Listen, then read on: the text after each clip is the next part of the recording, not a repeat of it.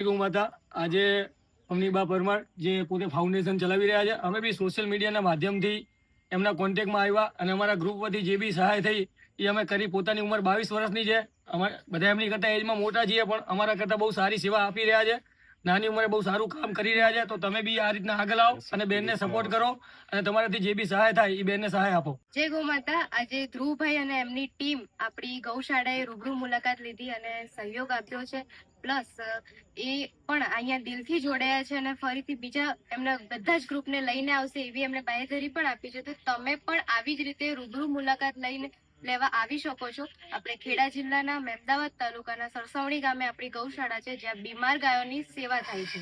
એક બી ગાય છે એ તંદુરસ્ત નથી, બધી એક્સિડન્ટ પીડિત અને એસિડ થી જે ઈજાગ્રસ્ત ગાયો છે એવી ગાયો છે અને બેનભાઈ એમની સેવા પૂરી પાડી રહ્યા છે।